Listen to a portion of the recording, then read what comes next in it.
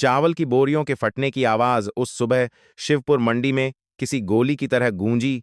सफेद दाने धूल भरी जमीन पर बिखरते चले गए और इंस्पेक्टर राघव चौहान अपने चमकते काले जूतों से उन दानों को कुचलते हुए ऐसे मुस्कुरा रहा था जैसे किसी की मेहनत नहीं, उसकी हैसियत रौंद रहा हो। उसने ऊंची आवाज में कहा, जो आज शुल्क नहीं देगा वह एक दाना भी नहीं बेचेगा।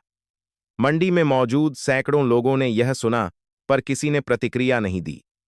शिवपुर, उत्तर प्रदेश का यह कृषि बाजार, जहां सुबह की पहली रोशनी के साथ ही गेहूं, चावल, दाल, मसाले और सब्जियों की ढेरियां सज जाती थीं, जहां चाय की भाप और ताज़ी धनिया की खुशबू हवा में घुलती थी, वहां पिछले 3 वर्षों से एक अदृश्य डर भी मंडरा रहा था। यह डर पुलिस की वर्दी से नहीं, बल्कि नगर निगम के नाम पर घूमने वाले उन लोगों से था जिनके हाथ में एक मोटी रजिस्टर बुक होती थी और जिनकी नजरें तय करती थीं कि किसे व्यापार करने दिया जाएगा और किसे नहीं। राघव चौहान नगर निगम के बाजार निरीक्षक थे, कम से कम कागजों पर। व्यवहार में वह मंडी के अनौपचारिक शासक थे। उनके साथ 3 आदमी चलते स्थानीय गुंडे, जो खुद को व्यवस्था सहयोगी कहते थे। वे हर हफ्ते आते, भीड़ के बीच से रास्ता बनाते और हर दुकान पर रुककर सफाई शुल्क, सुरक्षा शुल्क और प्रबंधन शुल्क के नाम पर नकद वसूली करते। रसीद नहीं, आधिकारिक मुहर नहीं, सिर्फ रजिस्टर में एक निशान और आंखों में ऐसा इशारा कि सवाल पूछना मना है। जो चुपचाप दे देता, उसका ठेला सुरक्षित रहता। जो हिचकिचाता, उसका सामान जमीन पर बिखरा मिलता। उस सुबह सूरज पूरी तरह निकला भी नहीं था कि उनकी जीप मंडी के मुख्य द्वार पर आकर रुकी। इंजन बंद होने की आवाज ही काफी थी माहौल बदलने के लिए। चाय वाला अपनी केतली धीमी कर देता, मछली बेचने वाला अपने तराजू को समेट लेता और सब्जी बेचने वाली कमला देवी 60 पार की विधवा अपनी साड़ी का पल्लू सिर पर खींच लेती। कमला, इस महीने 3 दिन लेट, राघव के साथी ने कहा, और कमला देवी कुछ कह पाती उससे पहले ही राघव ने उनके सामने रखी टोकरी को लात मार दी। बैंगन लुढ़क गए, भिंडी मिट्टी में गिर गई और बूढ़ी उंगलियां कांपती हुई उन्हें समेटने लगीं। आसपास खड़े लोग सब देख रहे थे, पर उनकी निगाहें नीचे थीं। शिवपुर में सब जानते थे कि सहानुभूति दिखाना भी जोखिम है। इसी मंडी के एक कोने में 3 महीने पहले एक नई दुकान लगी थी, चावल की साफ सजी बोरियां, सामने चमकता तराजू और पीछे खड़ी एक युवती जिसका चेहरा असामान्य रूप से शांत रहता था। उसका नाम मीरा सिंह था। उसने कहा था कि वह पड़ोसी जिले से आई है, परिवार की मदद के लिए व्यापार शुरू किया है। वह रोज सुबह समय से आती, ग्राहकों से विनम्रता से बात करती और शाम को चुपचाप दुकान समेट लेती। उसने कभी खुलकर किसी से शुल्क के बारे में नहीं पूछा, पर उसकी आंखें हर घटना को ध्यान से दर्ज करती लगती थीं। कई बार लोगों ने उसे चेताया कि यहां नियम अलग हैं, पर वह बस हल्की मुस्कान के साथ सुन लेती।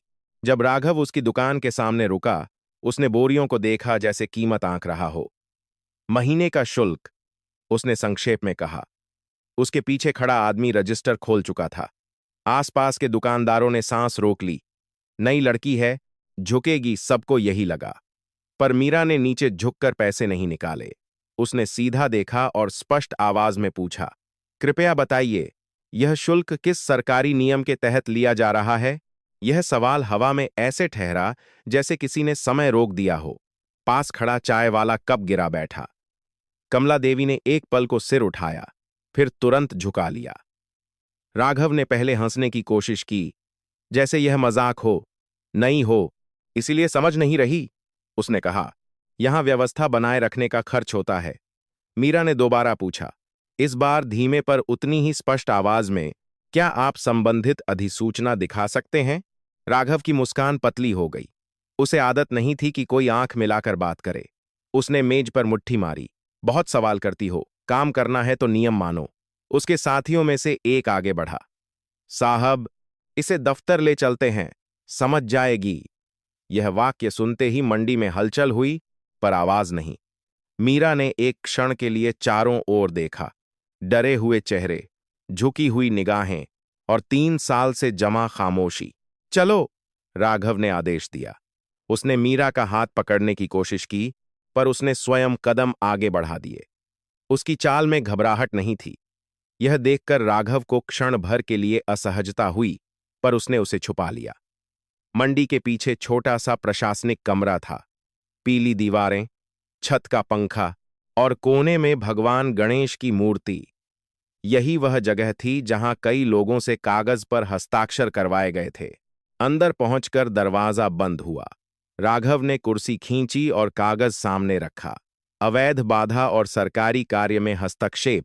उसने पढ़ते हुए कहा, हस्ताक्षर करो, मामला यहीं खत्म। मीरा ने कागज को देखा भी नहीं। उसने सिर्फ पूछा, क्या मुझे इसकी प्रति मिलेगी? इस बार राघव की आंखों में झुंझलाहट साफ दिखी। यहां शर्तें हम तय करते हैं, उसने कहा।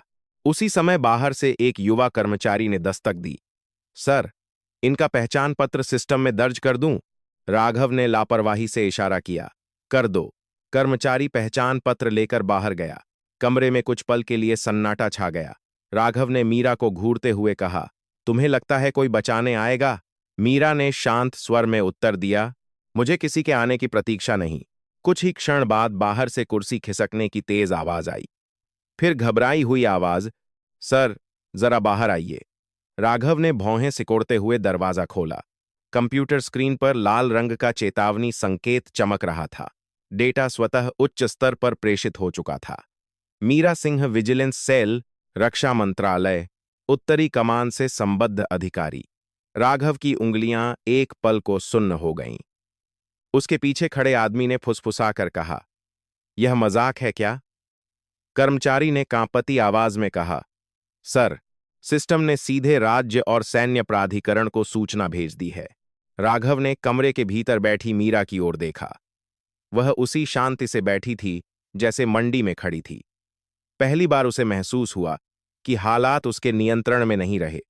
बाहर मंडी में लोग अभी भी अपने अपने ठेलों के पास खड़े थे, पर हवा में कुछ बदल चुका था।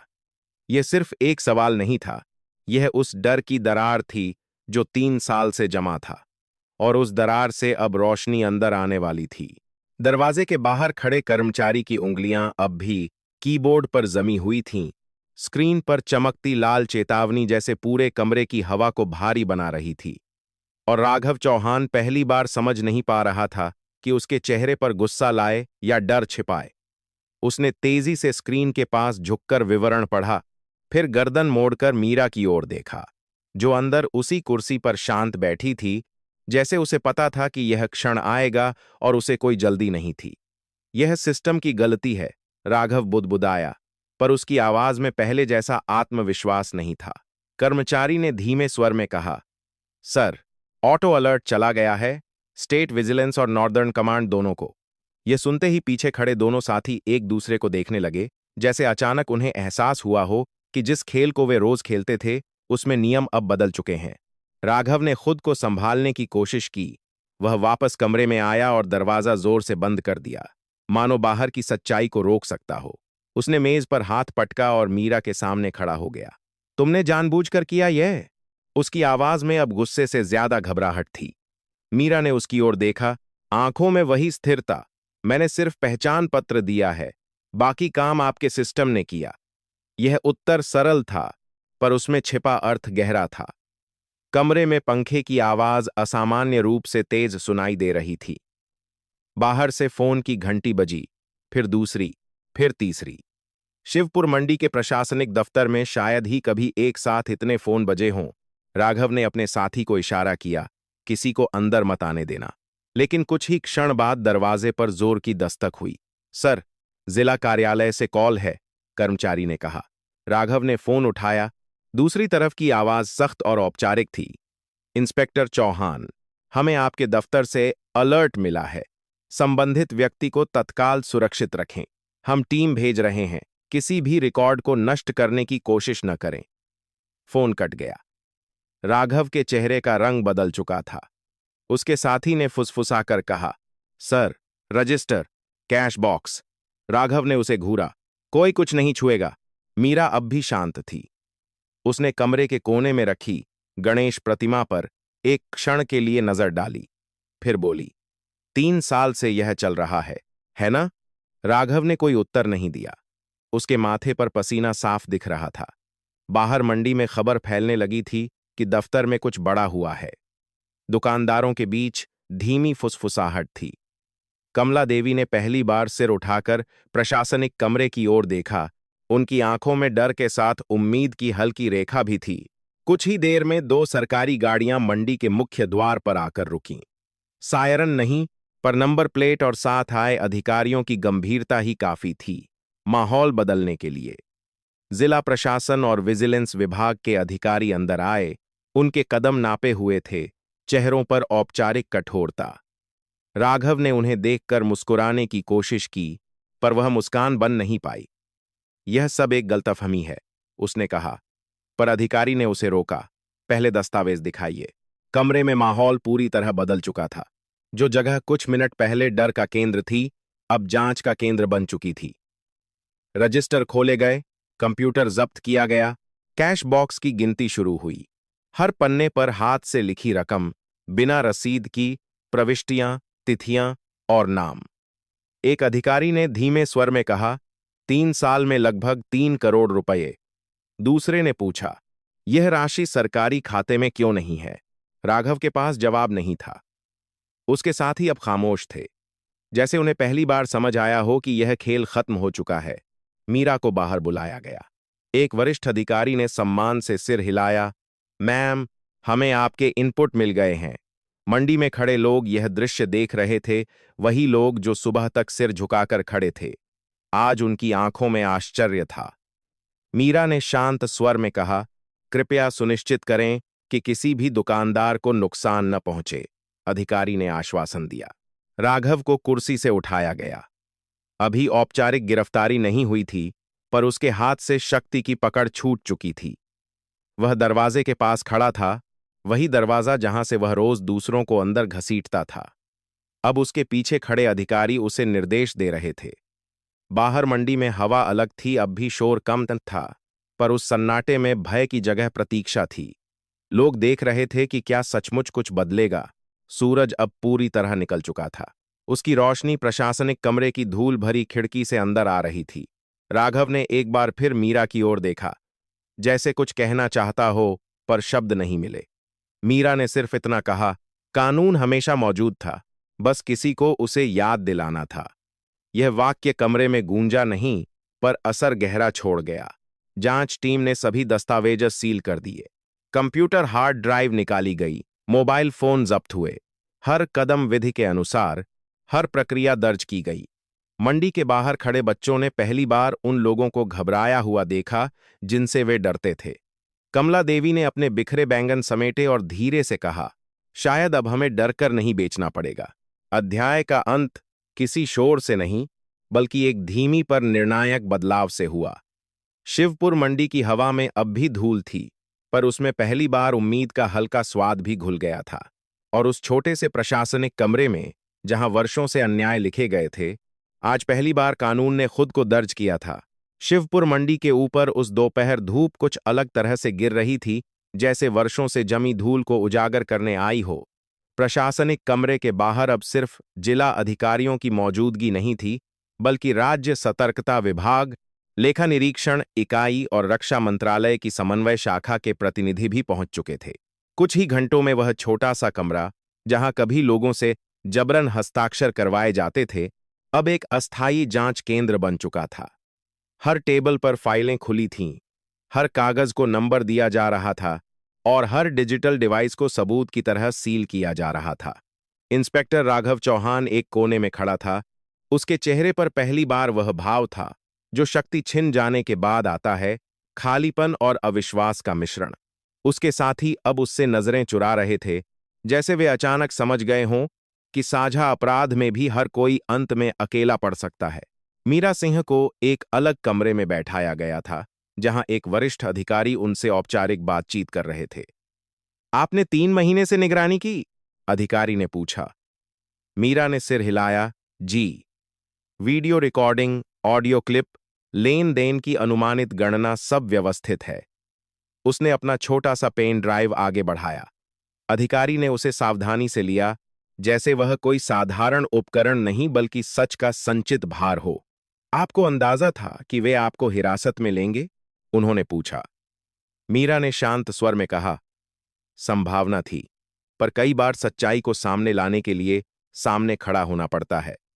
उसकी आवाज में न चुनौती थी, न गर्व, सिर्फ तथ्य। उधर मुख्य हॉल में जब्त की गई रजिस्टर बुक्स खोली जा रही थीं। पन्नों पर महीनों और वर्षों की प्रविष्टियां थीं, तारीखें, नाम, रकम। एक अधिकारी ने गिनती करते हुए कहा, 3 साल में कुल वसूली लगभग 3,58,00,000 रुपये। दूसरे ने जोड़कर कहा, और इनमें से एक भी राशि सरकारी खाते में दर्ज नहीं। यह सुनकर मौजूद कर्मचारियों के चेहरे सख्त हो गए।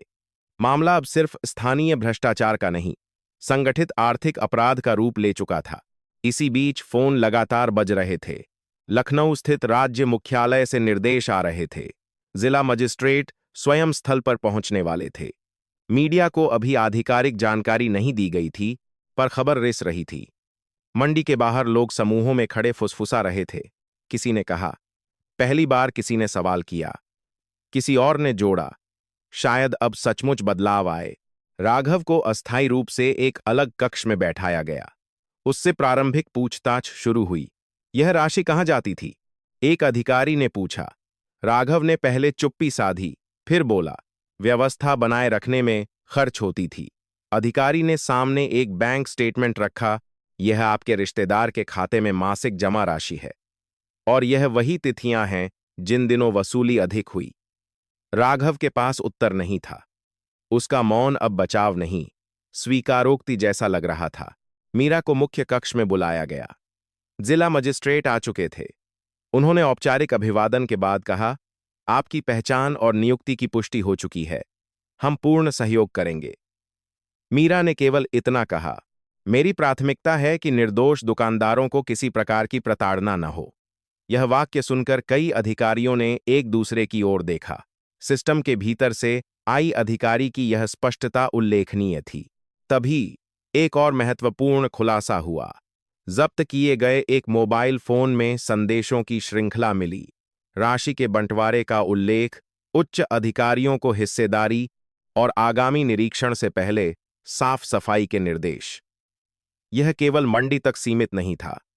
यह एक जाल था जो नगर निगम, स्थानीय प्रशासन और संभवतः राजनीतिक संरक्षकों तक फैला हुआ था।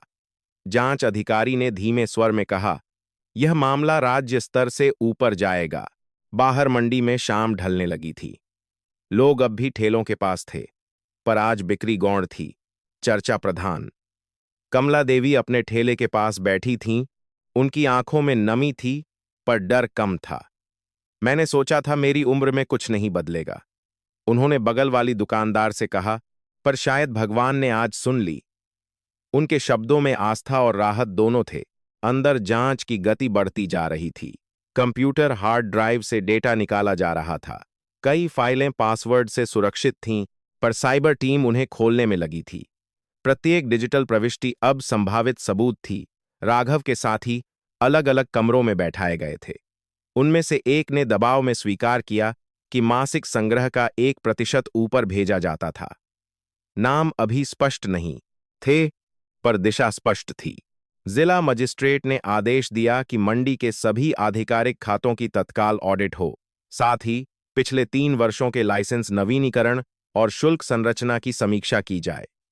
यह सिर्फ एक व्यक्ति का पतन नहीं था, यह पूरी व्यवस्था की परीक्षा थी। मीरा ने यह सब देखा, पर उसके चेहरे पर कोई विजयी भाव नहीं था। उसके लिए यह मिशन का एक चरण था, अंत नहीं। रात होने तक प्रशासनिक भवन के बाहर पुलिस की अतिरिक्त तैनाती कर दी गई। खबर अब स्थानीय समाचार चैनलों तक पहुंच चुकी थी। कैमरे दूर से दृश्य कैद कर रहे थे, पर अंदर की प्रक्रिया नियंत्रित थी। राघव को औपचारिक रूप से निलंबित कर दिया गया और आगे की कार्रवाई तक हिरासत में रखा गया। उसके चेहरे पर अब स्पष्ट थकान थी, जैसे उसे अचानक एहसास हुआ हो कि वर्षों की बनाई शक्ति कुछ घंटों में ढह सकती है। मीरा ने बाहर निकलकर मंडी की ओर देखा। दुकानदारों की निगाहें उससे मिलीं। उनमें प्रश्न भी थे, आभार भी। एक छोटे लड़के ने, जो चाय की दुकान पर काम करता था, धीरे से कहा, दीदी, अब कोई हमारा सामान नहीं फेंकेगा। मीरा ने उसके सिर पर हाथ रखा और उत्तर दिया, कानून सबके लिए है, और जब लोग डरना छोड़ देते हैं तो कानून मजबूत हो जाता है। रात गहराती गई, पर जांच जारी रही। दस्तावेज सील होकर वाहन में रखे गए। अधिकारियों ने अगले चरण की रणनीति पर चर्चा की। आर्थिक अपराध शाखा को शामिल करना, संबंधित खातों को फ्रीज करना और संभावित सह अभियुक्तों की सूची बनाना। यह स्पष्ट था कि शिवपुर मंडी का मामला अब एक मिसाल बनने जा रहा था। अध्याय का अंत किसी विस्फोटक दृश्य से नहीं, बल्कि एक क्रमिक जागरण से हुआ। शिवपुर की सड़कों पर रात की शांति लौट आई थी, पर उस शांति के भीतर बदलाव की गूंज थी। 3 वर्षों से जमा अन्याय की परतें हटनी शुरू हो चुकी थीं, और उस मंडी में, जहां कभी सवाल पूछना अपराध था, आज एक सवाल ने पूरे ढांचे को हिला दिया था। अगले दिन क्या होगा, यह कोई नहीं जानता था, पर इतना तय था कि अब डर एक तरफा नहीं रहा। रात पूरी तरह उतर चुकी थी, पर शिवपुर के प्रशासनिक भवन की लाइटें बुझने का नाम नहीं ले रही थीं। बाहर सन्नाटा था, भीतर गतिविधि, कागजों के ढेर, सील लगे लिफाफे, लैपटॉप स्क्रीन पर खुली फाइलें, सब मिलकर एक ऐसे तंत्र की परतें खोल रहे थे जिसे वर्षों तक अजेय समझा गया था। यह अब केवल मंडी का मामला नहीं रहा था, यह उस जाल का केंद्र बन चुका था जो स्थानीय स्तर से ऊपर तक फैला हुआ था। साइबर टीम ने जब राघव चौहान के मोबाइल और कंप्यूटर से डेटा निकाला तो तस्वीर और साफ होने लगी। व्हाट्सएप चैट, बैंक ट्रांसफर के स्क्रीनशॉट, एक्सेल शीट में दर्ज प्रतिशत, सब कुछ एक सुनियोजित व्यवस्था की ओर इशारा कर रहा था। हर महीने की वसूली का हिसाब था, और उसके आगे छोटे छोटे संकेत ऊपर भेजा। शहर ऑफिस, विशेष हिस्सा। यह सिर्फ व्यक्तिगत लालच नहीं था, यह साझी मिलीभगत थी। जांच अधिकारी अरविंद त्रिपाठी ने फाइल बंद करते हुए कहा, यह अकेले राघव का काम नहीं हो सकता। उनके स्वर में कठोरता थी। साथ खड़े लेखा विशेषज्ञ ने जोड़ा, लेन देन की यह निरंतरता बिना संरक्षण के संभव नहीं। कमरे में मौजूद सभी अधिकारियों को एहसास था कि मामला अब संवेदनशील हो चुका है। हर कदम सावधानी से उठाना होगा। मीरा सिंह उसी समय मुख्य बैठक कक्ष में बैठी थी। सामने जिला मजिस्ट्रेट, राज्य सतर्कता विभाग के 2 वरिष्ठ अधिकारी और रक्षा मंत्रालय के प्रतिनिधि थे। हमें ऊपर तक जाना होगा, जिला मजिस्ट्रेट ने कहा, पर प्रक्रिया के अनुसार। मीरा ने शांत स्वर में उत्तर दिया, प्रक्रिया ही सबसे बड़ी ताकत है। यदि दस्तावेज स्पष्ट हैं तो सच स्वयं मार्ग बना लेगा। उसी क्षण एक नई सूचना आई। जब्त किए गए कैश बॉक्स में से कुछ रसीदें मिलीं जिन पर अलग हस्ताक्षर थे नगर निगम के क्षेत्रीय अध्यक्ष के। यह खोज निर्णायक थी। तो यह संरक्षण आधिकारिक स्तर पर था, त्रिपाठी ने कहा। कमरे में सन्नाटा छा गया। यदि यह सत्य सिद्ध हुआ तो राजनीतिक हलचल तय थी। रात के लगभग 11 बजे राज्य मुख्यालय से वीडियो कॉन्फ्रेंस कॉल जुड़ा। वरिष्ठ सचिव ने सीधे प्रश्न किए, क्या सबूत पर्याप्त हैं? क्या गिरफ्तारी उचित ठहराई जा सकती है?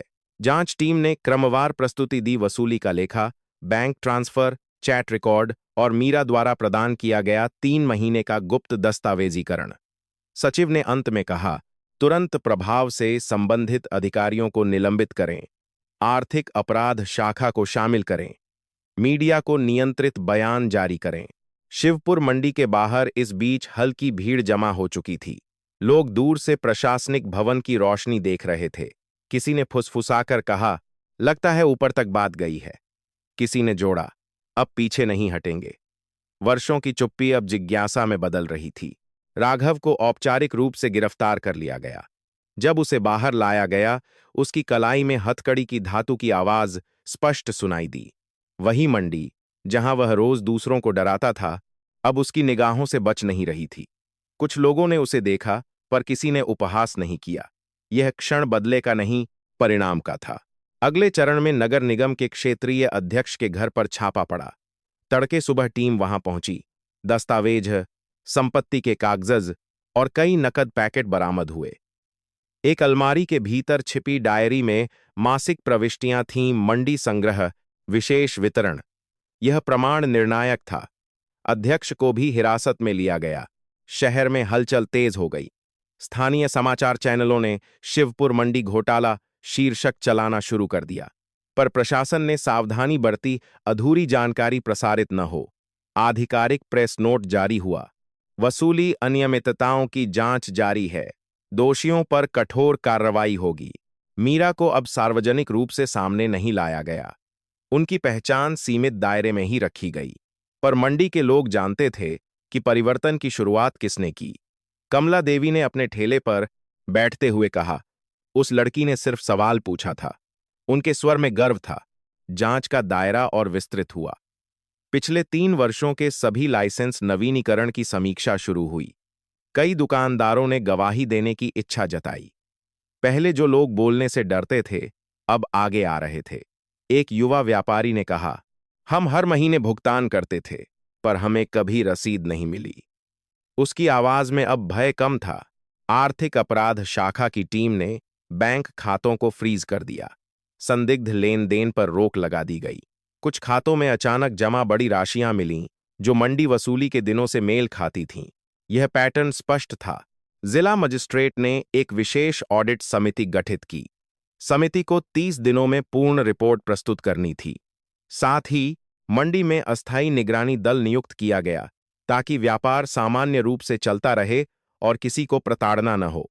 शाम होते होते शिवपुर का माहौल पूरी तरह बदल चुका था। पहले जहां लोग निगाहें चुराते थे, अब वे सीधे खड़े होकर बातचीत कर रहे थे। चाय की दुकानों पर चर्चा थी कानून, अधिकार और जिम्मेदारी की। एक बुजुर्ग किसान ने कहा, हमने हमेशा सोचा कि व्यवस्था हमारे खिलाफ है, पर शायद व्यवस्था में भी कुछ लोग हमारे लिए हैं। मीरा ने दूर से यह सब देखा। वह जानती थी कि यह अंत नहीं, शुरुआत है। भ्रष्टाचार की जड़ें गहरी होती हैं और हर परत हटाने में समय लगता है, पर पहली दरार सबसे महत्वपूर्ण होती है। रात को अंतिम बैठक में निर्णय लिया गया कि मामले को राज्य सतर्कता आयोग को सौंपा जाएगा। साथ ही रक्षा मंत्रालय की आंतरिक रिपोर्ट भी तैयार होगी, जिसमें इस कार्रवाई का विवरण और भविष्य के लिए सुझाव होंगे। अध्याय का समापन उस दृश्य से हुआ जहां शिवपुर मंडी में अगली सुबह पहली बार बिना डर के दुकानें खुलीं। सूरज की रोशनी बोरियों पर पड़ी और हवा में धूल के साथ उम्मीद भी तैर रही थी। कमला देवी ने अपनी सब्जियां सजाईं और पास खड़े लड़के ने पूछा, अब कोई नहीं आएगा? उन्होंने मुस्कुराकर कहा, अब आएगा तो कानून के साथ आएगा। यह केवल एक गिरफ्तारी की कहानी नहीं थी। यह उस व्यवस्था के पुनर्संतुलन की शुरुआत थी जहां शक्ति जवाबदेही के बिना नहीं रह सकती। शिवपुर में अब हर कोई जानता था कि एक प्रश्न पर्याप्त हो सकता है यदि वह सही समय पर और सही इरादे से पूछा जाए। शिवपुर की सुबह उस दिन कुछ अलग थी, जैसे हवा में किसी अदृश्य परत का भार हल्का हो गया हो। मंडी के मुख्य द्वार पर अब नगर निगम की पुरानी जीप नहीं, बल्कि अस्थायी निगरानी दल की एक साधारण गाड़ी खड़ी थी, जिसके साथ 2 अधिकारी खुले तौर पर खड़े थे और लोगों से सामान्य बातचीत कर रहे थे। यह दृश्य अपने आप में असामान्य था, क्योंकि वर्षों तक वर्दी या पहचान पत्र का अर्थ भय से जुड़ा रहा था। अब वही उपस्थिति आश्वासन का संकेत बन रही थी। दुकानदारों ने अपने अपने ठेले सजाए, बोरियां खोलीं, तराजू संतुलित किए, पर उनकी निगाहें बार बार उस प्रशासनिक भवन की ओर चली जातीं जहां से पिछले सप्ताह सब कुछ बदल गया था। मीरा सिंह उस सुबह मंडी में सामान्य कपड़ों में आई। उसने अपना दुपट्टा सिर पर ढीला रखा और भीड़ में बिना औपचारिकता के चलती रही। उसकी पहचान अब गुप्त नहीं रही थी, पर वह किसी सार्वजनिक सम्मान की प्रतीक्षा में नहीं थी। उसके लिए यह देखना अधिक महत्वपूर्ण था कि क्या भय सचमुच कम हुआ है। उसने देखा कि कमला देवी अपने ठेले पर पहले से ज्यादा व्यवस्थित तरीके से सब्जियां सजा रही थीं। पास ही चाय वाले रमेश ने आवाज लगाई, आज चाय मुफ्त नहीं है, पर डर भी मुफ्त नहीं रहा। उसके इस हल्के मजाक पर कुछ लोग हंसे। यह हंसी साधारण थी, पर अर्थपूर्ण। जांच अब अपने दूसरे चरण में प्रवेश कर चुकी थी।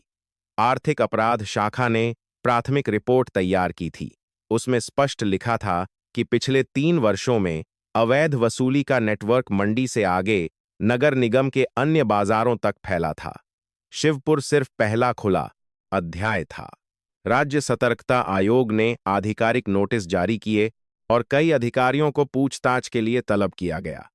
शहर के राजनीतिक हलकों में भी हलचल थी, क्योंकि क्षेत्रीय अध्यक्ष की गिरफ्तारी ने सत्ता संतुलन को अस्थिर कर दिया था। मंडी के भीतर परिवर्तन धीरे धीरे दिखने लगा। पहले जहां हर सप्ताह शुल्क दिवस की फुसफुसाहट होती थी, वहां अब प्रशासन ने एक पारदर्शी सूचना पट्ट लगाया था जिसमें अधिकृत शुल्क, दरें और संपर्क नंबर लिखे गए थे।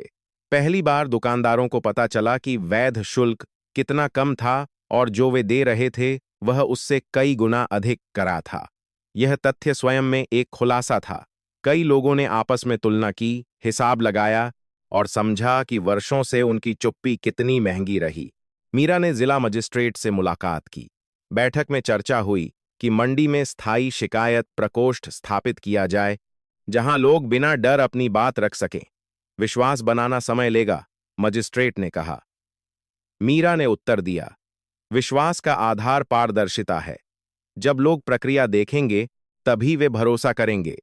यह केवल प्रशासनिक सुझाव नहीं था, यह अनुभव का निष्कर्ष था। उधर राघव चौहान और अन्य आरोपियों को न्यायिक हिरासत में भेज दिया गया था। अदालत में प्रारंभिक सुनवाई हुई। अभियोजन पक्ष ने बैंक लेन देन, चैट रिकॉर्ड और गवाहों के बयान प्रस्तुत किए। बचाव पक्ष ने इसे प्रक्रियागत त्रुटि बताने की कोशिश की, पर सबूतों का क्रम सुसंगत था। अदालत ने जांच जारी रखने और आरोपियों की संपत्ति की अस्थायी कुर्की का आदेश दिया। यह आदेश शहर में व्यापक चर्चा का विषय बना। मंडी में एक और महत्वपूर्ण बदलाव हुआ, लोग बोलने लगे। पहले जो दुकानदार चुपचाप भुगतान करते थे, अब वे अपने अनुभव साझा कर रहे थे। एक अनाज व्यापारी ने कहा, हमने सोचा था कि शिकायत करेंगे तो दुकान बंद कर दी जाएगी। दूसरी ओर एक युवा महिला विक्रेता ने कहा, अगर मीरा दीदी नहीं पूछती तो हम कभी नहीं पूछते। यह सामूहिक स्वीकारोक्ति भय से मुक्ति की दिशा में पहला कदम थी। राज्य सरकार ने इस प्रकरण को उदाहरण के रूप में लेते हुए सभी मंडियों में ऑडिट की घोषणा की। इससे प्रशासनिक तंत्र में हलचल बढ़ी। कुछ अधिकारियों ने स्वेच्छा से पुराने अभिलेख जमा किए, शायद यह समझते हुए कि प्रतिरोध से स्थिति और बिगड़ सकती है। मीडिया ने भी अब संतुलित रिपोर्टिंग शुरू की। यह कहानी केवल भ्रष्टाचार की नहीं, बल्कि नागरिक साहस और संस्थागत प्रतिक्रिया की थी। मीरा ने एक दिन कमला देवी के साथ लंबी बातचीत की। कमला ने कहा, बेटी, हमने सोचा था कि गरीब का कोई नहीं होता। मीरा ने शांत स्वर में उत्तर दिया, कानून का कोई वर्ग नहीं होता। फर्क सिर्फ इतना है कि उसे जगाने वाला चाहिए। यह संवाद साधारण था, पर उसमें उस पूरी प्रक्रिया का सार था जो पिछले दिनों में घटित हुई। इसी बीच राज्य सतर्कता आयोग की विस्तृत टीम ने मंडी का दौरा किया। उन्होंने दुकानदारों से सीधे बातचीत की, भुगतान के पुराने रजिस्टरों की प्रतियां लीं और गवाहों के बयान दर्ज किए। यह प्रक्रिया सार्वजनिक थी ताकि पारदर्शिता बनी रहे। कई लोगों ने पहली बार देखा कि सरकारी अधिकारी उनसे डराने के बजाय सुनने के लिए भी आते हैं। शिवपुर शहर में सामाजिक प्रभाव भी दिखने लगा। स्थानीय विद्यालयों में नागरिक अधिकारों पर चर्चा होने लगी। एक शिक्षक ने कक्षा में कहा, सवाल पूछना अवज्ञा नहीं, जागरूकता है। यह विचार धीरे धीरे फैल रहा था कि व्यवस्था में सुधार केवल दंड से नहीं, बल्कि जागरूक नागरिकता से संभव है। जांच की रिपोर्ट का अंतरिम निष्कर्ष सामने आया। नेटवर्क केवल मंडी शुल्क तक सीमित नहीं था। लाइसेंस नवीनीकरण, परिवहन परमिट और गोदाम निरीक्षण में भी अनियमितताएं थीं। यह सुनकर कई लोग चौंके, पर अब वे चुप नहीं थे। शिकायत प्रकोष्ठ में दर्ज आवेदनों की संख्या बढ़ी। प्रशासन ने अतिरिक्त कर्मी नियुक्त किए। मीरा ने इस चरण पर खुद को पीछे रखना शुरू किया। उसका काम उत्प्रेरक का था। अब संस्थागत प्रक्रिया को आगे बढ़ना था, पर वह समय समय पर निरीक्षण करती रही, यह सुनिश्चित करने के लिए कि परिवर्तन स्थायी हो। उसने अपने वरिष्ठों को विस्तृत रिपोर्ट भेजी, जिसमें न केवल अवैध वसूली का विवरण था, बल्कि प्रणालीगत सुधार के सुझाव भी। डिजिटल भुगतान अनिवार्य करना, सार्वजनिक डैशबोर्ड बनाना और स्वतंत्र निगरानी तंत्र स्थापित करना। अध्याय के अंतिम भाग में शिवपुर मंडी का दृश्य था। सूर्यास्त की सुनहरी रोशनी, दुकानों की पंक्तियां और लोगों के चेहरों पर एक नई सहजता। कमला देवी ने अपनी बिक्री गिनी और मुस्कुराईं। रमेश ने चाय परोसी और कहा, अब चाय में डर की मिलावट नहीं है। लोग हंसे। ये हंसी हल्की थी, पर उसमें 3 वर्षों का बोझ उतर चुका था। यह परिवर्तन अचानक नहीं था और न ही पूर्ण। चुनौतियां आगे थीं, जांच लंबी थी और न्यायिक प्रक्रिया समय लेगी। पर शिवपुर में अब एक फर्क था। लोग जानते थे कि व्यवस्था अटल नहीं है। यदि प्रश्न सही समय पर उठे और यदि संस्थाएं अपने कर्तव्य को पहचाने, तो संतुलन बहाल हो सकता है। अध्याय 5 इस जागरण का साक्षी बना एक मंडी जिसने डर के साए से बाहर आकर पहली बार खुले आसमान को महसूस किया। शिवपुर की वह सुबह इतिहास में दर्ज होने वाली थी, भले ही अखबारों में उसका आकार कुछ पंक्तियों से अधिक न हो। जिला सभागार में कुर्सियां भरी थीं। मंडी के व्यापारी, किसान, स्थानीय प्रशासन, राज्य सतर्कता आयोग के प्रतिनिधि और कुछ पत्रकार जिन्हें सीमित प्रवेश की अनुमति दी गई थी। मंच पर साधारण मेज और माइक्रोफोन रखा था, पर वातावरण साधारण नहीं था। यह वही शहर था जहां 3 वर्ष तक भय एक अनकहा नियम रहा, और आज वही लोग एक औपचारिक घोषणा सुनने के लिए एकत्रित थे। जांच की अंतिम रिपोर्ट सार्वजनिक की जानी थी। मीरा सिंह पीछे की पंक्ति में शांत बैठी थीं। उन्होंने वर्दी नहीं पहनी थी, पर उनकी उपस्थिति में एक संयमित दृढ़ता थी। जिला मजिस्ट्रेट ने बैठक आरंभ की। उनकी आवाज में औपचारिक स्पष्टता थी। शिवपुर मंडी में अवैध वसूली और वित्तीय अनियमितताओं की जांच पूर्ण हो चुकी है।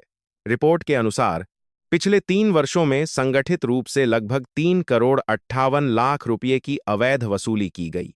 संबंधित अधिकारियों को सेवा से बर्खास्त किया गया है और उनके विरुद्ध आपराधिक मुकदमा दायर किया गया है।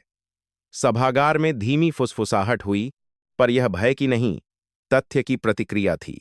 उन्होंने आगे कहा, आर्थिक अपराध शाखा ने संबंधित खातों को कुर्क किया है। राज्य सरकार ने मंडियों में डिजिटल भुगतान अनिवार्य करने का निर्णय लिया है और पारदर्शी शुल्क संरचना लागू की जाएगी।